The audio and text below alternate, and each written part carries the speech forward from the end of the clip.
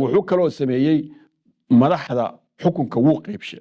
ra'iisul wasaaruhu powerful buu ahaa maaragtay wasiiradu waxay ahaayeen awood bay lahaayeen nin walba meeshuu joogo wuxuu lahaa nin mataqaana awood way qaybsanayd ma garanaysaa marka taas waan ku ammaanaynaa laakiin waxaanan ku ammaanayn waxaa weeye marna aanan ku ammaanayn kow in dhibaatada maanta taagan oo ah inuu qabiil si inta isu abaabulo qabiil isu abaabulo uu inuu xukunka boobo ay gaarto lug buu ku lahaa waxaa ka mid a madaxweynayaasha labada ahaa shariif iyo xasan sheekh oo beledweyne u socday oo uu ka joojiyey inay beledweyne aadaan dowladdii baa ka joojisay dowladdana markii la yidhaahdo madaxweyne asaga ka ahaa waxaa kaloo aanan marna qofka damiir kale uuna aqbali karin dhiibitaankii qalbi dhagax inuu qalbi dhagax dhiibay nin sarkaal ah oo xoogga dalka soomaaliyeed ka tirsanaan jiray oo soomaaliya oo muwaadin ah in mataqaanaa amhaaro loo dhiibo cadow dowlado kale loo dhiibo ayadana arrin la aqbali karo ma ahan waxaan kaloo la aqbali karin siyaasi in gurigiisa lagu weeraro ma garanay asalaamu calaykum waraxmatullaahi wabarakaatu soo dhowaada daawadayaal kuna soo dhowaada Somali Iskandhig TV waxaa halkan maanta marti noogu ah kulay marti kama ahan injineer Idris ahna sargaal sare injineer soo dhawo waa mahadsantahay dhawo injineer waxaan rabnaa maanta xaqiiqda ka jirta gobolka Gado inaad nala wadaagtid gobolka Gado waa ogtahay waxaa ka jira isriiriix siyaasadeed ha ahaato dad ay soo dirsadeen dowladda federaalka Soomaaliya iyo madaxda Jubbaland oo ugu horeeyo Axmed Madoobe xaaladda gobolka Gado mar walba oo khilaafaad dhinaca xamar ka imaado ama Jubbaland amni ahaan iyo siyaasad ahaanba way cakirantaa maxaa nooga sheegi kartaa xaaladaas gobolka Gado بسم الله الحمد لله رب العالمين حقيقة gobolka Gado waqtigan xaadirka waxa ka cusub isqabqabsi siyaasadeed oo ka dhaxeeyo maamulka Kismaayo iyo maamulka xamar ka jiro waxaa joogay in muddo ah magaalada Doolow dabcan Doolow waxaa jooga ciidamo ajnabi ah ciidamo Etoobiyaan ah oo aan ciidamada AMISOM la yiraahdo aan shuqul ku lahayn oo xoog ku tagay meesha kulana diriray ciidamo dowladda federaalka oo meesha ku baabashay garoonka iyo haysto marka ninka la yiraahdo Sayid oo nin runtii dagaal ooga ah muddo 30 sano dagaal ooga ahaa oo madaxweyne ku xigeen u ah Axmed Madoobe ayaa wuxuu yimid magaalada Doolow weligiina maxaarada xudlufa la ahaa asbuucan gudihiisa ayay waxay ka soo guureen meesha la yiraahdo ciidamo iyagoo wato Doolow waxayna yimaadeen beled xaawo tuulo u dhow la yiraahdo beledul aamin tuulo aamin wax noocaas la yiraahdo adoo 5 kilomitir 10 kilomitir bay beled xaawo jirtaa ayagoo doonaya inay dagaal ku qabsadaan beled xaawo beled xaawo lafteeda waxaa joogo gudoomiyihii hore maamulkii Jubbaland iyo dowladda federaalka oo ayaguna gudoomiye iyo u magacawday iyo taliyihii nabad sugidda oo asaga laftiisa ka cararay loogana xoog batay meesha la yiraahdo Doolow oo nabad sugidda hore ma ka wada taliyihii nabad sugidda gobolka Gado magaciisa Jamaal marka Jamaal wuxuu ka cararay oo Etoobiyaanku iyo mataqaana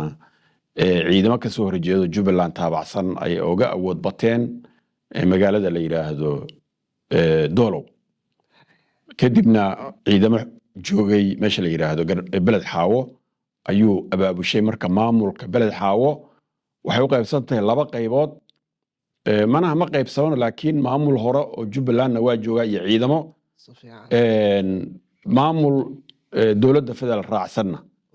waa jooga marka labadaas ciidamood oo kala gedisan oo ishor fadhiyo oo dhufaysyo xaafado badan baa laga qaxa magaalada iyadoo sidaa ay tahay ba haddana ninkan oo ciidamo cusub wato wuxuu yimid duleedka magaalada marka arintaas caqabadaas ka jirto waxay ka taagan tahay luuq waxay ka taagan tahay garbaharay waxay ka taagan tahay baardheere dhammaan waxaa isqabqabsi iyo maamulo iska soo horjeedo ayaa ka jiro marka laga soo tago shakhsiyaadka aad magacawday waxaa jira shakhsiyaad kale oo saameyn weyn ku leh gobolka sida xildhibaan kulanajiis oo kale isagana ma ciidan gooni ayuu wataa kulanajiis wuxuu ahaa nin xilligii farmaajo ka shaqeeyo ka tirsan ama madax ka ah hay-adda nabad sugidda waxay ku tilmaamaan qaranka ayuu wuxuu ka joogay ma ku-xigeen buu ka ahaa meel buu haysta marka gobolka gedana wuu u magacowno marka mushkiladda hadda gobolka geda haysato runtii waxa aabbo iyo hooyo u ah farmaajo madaxweynihii hore farmaajo oo runtii aan dhihi karo gobolka inkaar buu ka galabsada maxaa yeelay kulanajiis kulanajiis hadda ma joogo dee maba imaan karaba dee kulanajiis hadda ma imaan kara gobolka maba tegi karabo hubkii iyo dadkii oo lahaay oo meesha joogay wixii dowladda qaatay dowladda federaalka qaatay oo waxay oola tagtay waa ciidamada ku baaba'ay galgaduud iyo ciidamadii ku baaba'ay wey maxay tahay marka eedaanta oo farmaajo u soo jeedisay marka farmaajo wuxuu u soo jeedinaa macnaha markii uu meeshan farmaajo joogay madaxweynaha meesha ka ahaa kulanajiis buu u xil saaray meesha kulanajiis iyo asagu waxay gobolka u dhiibeen mooryaan weliba dadka la yidhahdo cabtoyda ah oo daroogada iyo khamriga aad u isticmaalo oo mooryaan ahaa waxna qorin waxna akhrin ayuu dhammaan gobolka dhan u dhiiba inta laga keena marka gobolka ka yimaadeen macnaha dee mooryaantii gobolka joogtay ayuu mid sarkaal uu ka dhigo miduu guddoomiye ka dhigo iyo miduu mataqaana guddoomiye ku-xigeen ka dhigo miduu barasaab ka dhigo macnaha mooryaantii gobolka joogtay oo mataqaanaa isbaarooyinka u yaalay gobolka xilligii ayuu maamulkii gobolka oo dhan u dhiiba marka hadda waxa taagan marka wixii ka soo horjeeday waaga xilliga ka soo horjeeday axmed madoobe markuu farmaajo meesha ka tegey dhammaan maamulkii meesha joogay waxay isu dhiibeen axmed madoobe oo dee horeyna oga tirsanaayeen marka kadibna haddana ninka la yidhaahdo xasan sheekh wuxuu samaystay mooryaan kale ayuu samaystay mooryaantii axmed madoobe waa joogaan oo farmaajo ka tegey kuwa cusub oo kale oo xasan sheekh samaystayna waa joogaan marka gobolku wuxuu ku sugan yahay marxalad aad iyo aad laakiin waxa aan rabo maanta inaan runtii aan xuso waxaa la ii sheegay ganacsatadii magaalada beled xaawo inay is-abaabuleen iyo dadkii ikhyaartahay oo joogay beled xaawo odayaashii inay is-abaabuleen isla mar ahaantaasna ay la kulmeen dadkii ama nimanka mooryaanta ee raba inay ku dul dagaalamaan dadka oo magaalada burburiyaan ayna u sheegeen inayna magaaladana ku dagaalami karin isla mar ahaantaasna hadday isku dayaan inay ku dagaalamaan ay gacmahooda wax oga qaban doonaan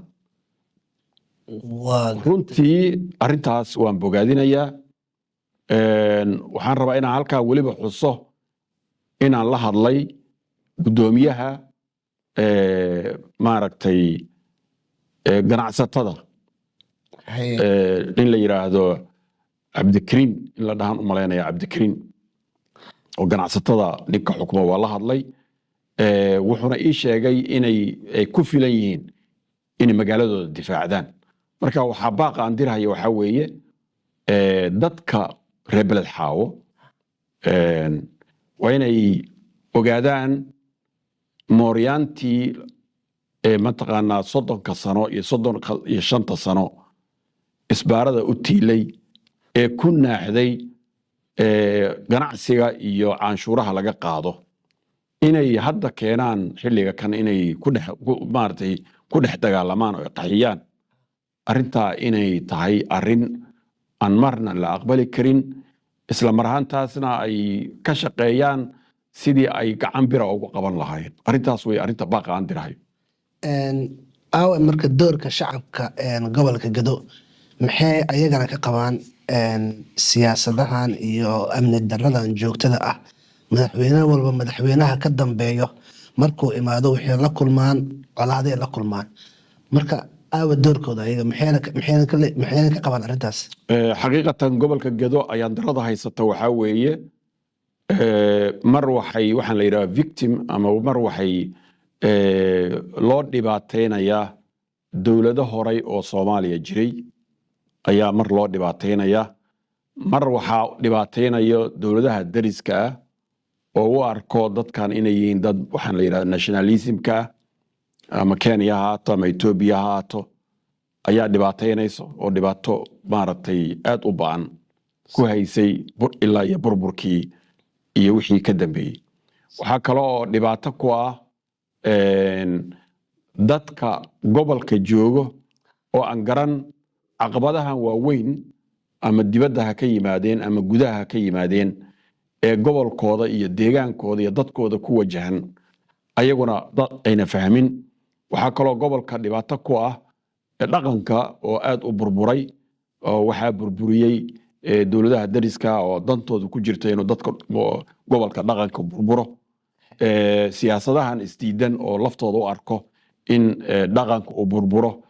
iyo waxaa kale oo ayadana caqabad ku ah dadkii waxgaradka ahaa ama ganacsatada ahaa ama aqoon-yahanada ahaa oo gobolka ka tegey oo ama dibadda aaday oo aan ku soo noqon meelaha kale sida Puntland oo kaleeto Waqooyi Galbeed oo kale iyo meelo badan dadkii aqoon-yahanada ahaa waxgaradka ahaa ganacsatada ahaa ayaa ku laabtay goboladaas oo dhismo iyo horumar ka sameeyey laakiin gobolka Gado maadaama wax bari had iyo jeer siyaasad isdiidan iyo dowlado isdiidan ay mar walba ay wajahayeen waxaa la burburiyey dhaqankii waxaa la burburiyey siyaasadii waxaa la burburiyey aqoon-yahanadii waxaa la burburiyey cid kasta oo lagu tuhmayey inay xal keeni karto baa laga hortagay waa gartay engineer waxaa sheegtay in loo aaneynayo madaxweynayaal hore ee wadanka soo maray markaa fiirisid gobolka Gado waxaa ka soo jeeday madaxweynaha ugu cimri dheeray Soomaaliya Maxamed Siyaad Barre waxaa kaloo jiray hadda madaxweyne Xasan Sheekh madaxweynihii ka horeeyay wuxuu ahay Farmaajo wuxuu ka soo jeeday dabcan gobolka Gado intaas waxay ugu qaban waayeen runtii inay wax ka qabtaan iska dhaafe waxay ku ahaayeen mushkilad macnaha mushkiladaha marka Farmaajo ula jeeda dabcan Farmaajo iyo Maxamed Siyaad Barre labadaba gobolka mushkilad bay ku ahaayeen maxaa yeelay xuquuqdii gobolka uu lahaa ee asaasiga ahayd in ama wax laga qabto gobolku waa gobolada Soomaaliya ugu barwaaqo badan waay wax horumar lagama samayn wada lagama dhisin wax kale iyo mashaariic kalena warkeeda iska daa Farmaajona intuu yimid wuxuu u dhiibay cabtoy iyo dad raagis ah ayuu u dhiiba sabab uu kala haana lama garanayo midda hadda burburkeedu uu taagan yahay marka waxaa weeye dowlad kasta oo timaado gobolkaas mushkilad bay ku tahay hadda lafteeda saa la socoto gobolka buundooyin uu lahaa oo Soomaalida inteeda kale ku xiro laba buundo oo muhiima ayaa maaragtay burburtay oo daadka iyo webigu qaada iska dhaafe marka waxaa hadda hartay wax buunda magaalada la yiraahdo Luuq buundada ku taalo oo anagu dadka diasporaha ah badbaadinteeda ay ka qayb qaateen marka waxaan qabaa dad badan oo Soomaali ah ama madax ah oo Xasan Sheekh ka yahay inay dib ku haysa xataa iska dhaaf buundooyin la dhisay buundadan Luuq dhisan inay dib ku hayso marka waa dad had iyo jeer ama gobol had iyo jeer ad arkayso in maragtay dad badan oo Soomaali ah madax badan oo Soomaali ah shacab ma dhahayo madax badan oo Soomaali ah inaanay kuwa ka soo jeedana ayna danaynin gobolka xuquuqda uu leeyahay kuwa kalena ay ku xumeeyaan sababtoo markii la fiirisho Soomaaliya intay dawlad ahayd boqolkiiba half boqolkiiba konton wixii madaxweyne soo maray half ku dhawaad gobolkay ka soo jeedaan marka de Soomaaliyana waa la qabsataa sida qabyaaladda iyo burburka iyo dagaalada sokeeye iyo dhibaatada ka dhacday marka waxaas oo dhan gobolka waxay ku leeyihiin saameyn xoog leh ayay ku leedahay midda labaad oo jirto xaqiiqa waxa weeye xilligii uu farmaajo joogay tusaale ahaan madaxweynaha hadda jooga Xasan Sheekh iyo Sheekh Shariif oo safar rabay inay ku tagaan beledweyne ayuu ka joojiyay dawladda waa u soo laabanayna taas madaxweynayaasha oo diyaaradda ka joojiyay waxaan rabaa inaan ku weydiiyo waxaa ka dhawaajisay in madaxweyne Maxamed Cabdullaahi Farmaajo oo gobolka Gado keenay askar caloosha u shaqaystayaal ah ama drugs isticmaalo waxaa kaloo maqalnay Maxamed Cabdullaahi Farmaajo askartii oo diray oo soo tababaray qaar ka mid ah oo joogo Puntland inay sheegeen in sida sheegayso kale loo diyaariyay drugs iyo maxaa la dhahaa iyo waxyaabo noocaas ah in macnaha lagu soo tababaray eena rabeen inay buundooyin iyo waxyaabo noocaas burburiyaan marka si dabcan kama warrami karo inuu balwad leeyahay in kale muxuu shakhsiyaadka noocaas ah u raadsadaa Farmaajo runtii aniga waan tagay intay ciidamadaas joogeen gobolka Gedo gaar ahaan Doolow iyo beled xaawo oo ay ciidamadaas joogeen waan taga ciidamada dowladda federaalka waxaana fiican qofku inuu hadda jeer xaqiiqda ka hadlo aniga waxaan ka hadlahayo waxaa weeye ciidamadii deegaanka ee meesha joogay dadkii mooryaanta ahaayo deegaanka ahaayo meesha joogay dad cabtooy ah oo aad u liito ayuu gudoomiye degme iyo gudoomiye gobol iyo waxaas uu ka dhiga iyo taliye ciidan iyo taliye nabad sugid iyo waxaas uu ka dhiga laakiin askartii meesha joogtay dowladda federaalka sida Gorgor oo kaleeto Haramacad oo kale ani markaan joogay Haramacad waa laga qaadaa laakiin Gorgor baa joogay dadkii deegaanka ay meesha joogay iyo maaragtay iyo qaar anigu aan arkay ciidamadaas oo saraakiishooda aan arkay runtii waxay ahaayeen dad nadiif ah oo naxariis badan oo dadka shacabka aad iyo aad ay mataqaanaa u ammaaneen marka waxaan qabaa ninka hadlay yiri darooga nagula tababaray inay beentiitaan qiyaasaya maxaa yeelay qofka waxa loo baahan yahay waxa jira in la sheegno waxaan rabnaa inaan sheegno waxa weeye ma rabno inaan been abuur ka sheegno Farmaajo waxa weeye gobolka Gedo dadka uu u dhiibay ee gobolka Gedo ka soo jeedo waxa weeye dad aan qualified waxaan la yiraahdo qualified ahayn oo aad u liito oo Mooriyaana dadka la yiraahdo akbar akhasu naasin ayuu u dhiibay waana dad macruuf oo la yaqaano cabtooy ah oo gudoomiye degmo ka dhigay gudoomiye gobol ka dhigay waxaana u magacaabi jiray nin mataqaana wasiir ku-xigeenka arrimaha gudaha oo Jubbaland ah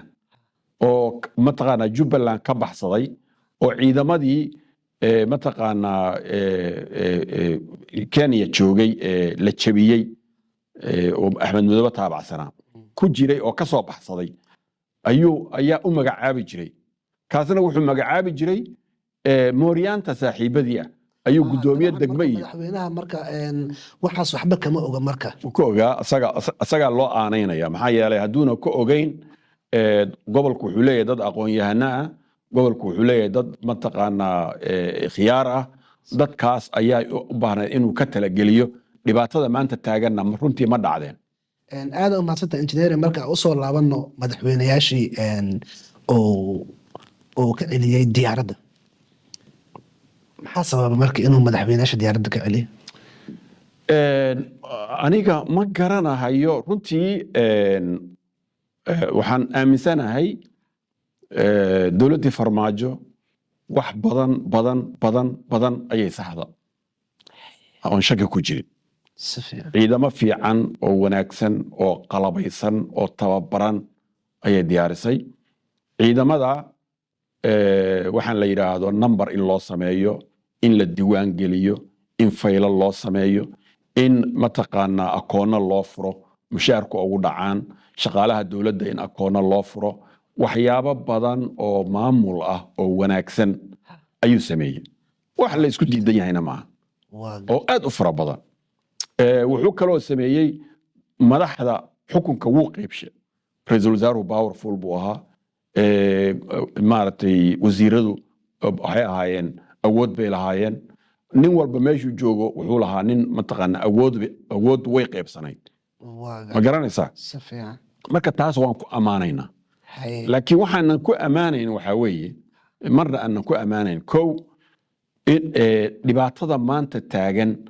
oo ah inuu qabiil si inta isu abaabulo qabiil isu abaabulo uu inuu xukunka boobo ay gaarto lug buu ku lahaa. waxaa ka mid a madaxweynayaasha labada ahaa Shariif iyo Xasan Sheekh oo beledweyne u socday oo uu ka joojiyay inay beledweyne aadaan. dowladdii baa ka joojisay. dowladda markii la yiraahdo madaxweyne asaga ka aha. waxa kale oo aanan marna qofka damiir kale uuna aqbali karin dhiibitaankii qalbi dhagax inuu qalbi dhagax dhiibay nin sarkaal ah oo xoogga dalka Soomaaliyeed ka tirsanaan jiray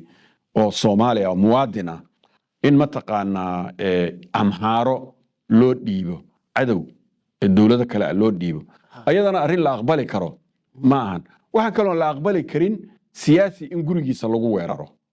ma garanaysaa? nin siyaasi ah Cabdiraxmaan Shakuur inkastoo uu dhaqmayay Cabdiraxmaan Shakuur si mooryaannimo ah oo aanan ku ammaanaynin maariyaannimo ah oo mata axmaqnimo u dhaqmayay haddana suuragal ma ahan in gurigiisa lagu weeraro oo dad lagu laayo. wax la aqbali karo ma ahayn. marka arrintaas marka annaga hadda arrintan waxa naga khuseeya waxaa weeye in maanta dhibaatadii dowladdii farmaajo ay samaysay dhibaato fara badan oo ka mid ah ay kalifayso qolo inay dowladnimadii isbaara u dhigato. ma garanaysaa? ayagoo ka qabo in mataqaana dowladnimada lagu dhibaateeyo. dowladnimada in lagu dhibaateeyo iyagoo ka baqayo inay ayaguna ku talax tageen oo maanta ay taagan tahay in shirar mataqaana leeyahay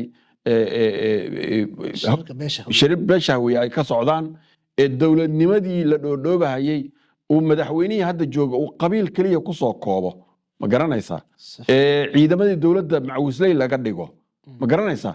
shaki noocaasa inuu yimaado. ma garanaysaa? oo Soomaalidu burbur cusub ay gasho oo dowladnimadii yar la dhoodhoobahayay ay baaba'do. lug buu ku lahaa. isagaa lug ku lahaa. siyaasad xumo iyo axmaqnimo dhacday xilligii farmaajo ayaa mas-uul ka ah. marka maxaa sababi kara isleedahay? ma gacan kale oo gadaal ka maamulaysa ayaa jirta? wallaahi aniga runtii waxaan dhihi karaa bisaylka siyaasadeed qofku inuu Soomaalidu waa dad mataqaanaa caadifiyiina ma awoodi karo qofka ka soo horjeedo inuu qofka fulayga waxaa la dhahaa mataqaanaa haddaad maqasho qof baa qof dilay qof baa qofkaas dilay oo dilaaga ah. qofka dilaaga waa fulay waaye. waa gartay. qofka dilaaga ah oo Soomaalida u taqaano geesiga waa qofka fulayga waaye. muxuu fulay ku yahay? ma awoodi karo qofkan ka soo horjeedo inuu fays gareeyo oo la doodo. meeshuu kala doodi lahaa baqdin awgeed xabad buu ku dhufanaya ama nabar buu ku dhufanaya. qofka geesiga waxaa weeye qofka awoodi karo qofka ka soo horjeeda ra'yigiisa inuu dhageysan karo ama hor fadhiisto oo awoodi kara asaga oo ka soo fikir duwan inuu la dhaqmi karo la noolaan karo meeshuu ka dili lahaa ama ka xiri lahaa. ma garanaysaa? geesinimadu waa taas waay. marka waxaan dhihi lahaa fulaynimaa jirtay. ma garanaysaa? fulaynimo uuna awoodi karin inuu ninkan ka soo horjeedo waxa uu samaynayo uuna u gegsan karin. fulaynimadu waa taas waay. ninkan kaa soo horjeedo ficilada uu samaynayo inaadan xamili karin waa fulaynimo waay. marka Soomaaliduna taas way ku badan tahay. waa wax hadda Xasan Sheekh haysto xataa maamuladii uu kala diray uuna awoodi karin in dee lala niqaasho oo ninka ka soo horjeeda fikirkiisa u dhageysto uuna awoodi karin. waa gartay injineer aad iyo aad ayaa u mahadsan tahay halkaas ayuu ku ekaa waraysigeena maanta ee arrimaha ka taagan gobolka Gado dabcan waa sii wadi doonaa hadduu eebba raalli ka noqdo aad u mahadsantihiin daawadayaal meel walba adduunka ay ka joogtiin waxaan dhaafnay salaanta islaamka assalaamu calaykum waraxmatullaahi wabarakaatuh